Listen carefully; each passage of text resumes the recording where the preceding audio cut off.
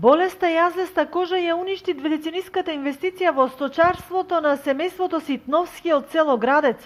Разочараност и тага кај Димче и Оливера и нивните 4 деца за кои стоката беше дел од фамилијата. Во годината кога приходот требаше вистински да го почувствуваат, болеста им ги однесе сите 50 говеда, а во исчекување на ветената оштета од државата, загубите ги трпат секојдневно. Моментално ние како преживеваме никој така да не кара. 6 члено семејство сме, значи приход од никаде немаме. Главна екзистенција кравите беа. Ја веќе ово стадо го создавам 20 години. И ми е најкриво што го создадох јас лично од себе, да би имал наследство од мајка, татко, дедо.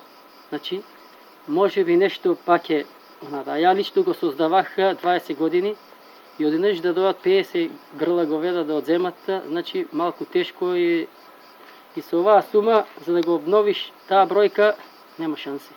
Веќе 2 месеца навршени 10 дена, значи штетата е голема, да кажеме.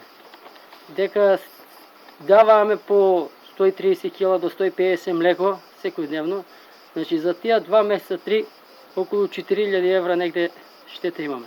За исплатата ни обеќаваат касапницата дека ќе бидат исплатени за 15 дена. Меѓутоа, значи нема ништо до сега. Имаме решение кое го добиеме од Агенцијата за храна и ветеринара дека од 1 август ќе почне исплатата.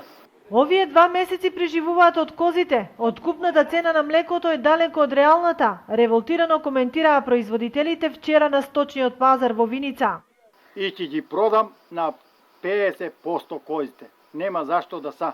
Со 16 динара кило млеко, а една обична вода диш да напъниш од Градечка река 25 динара.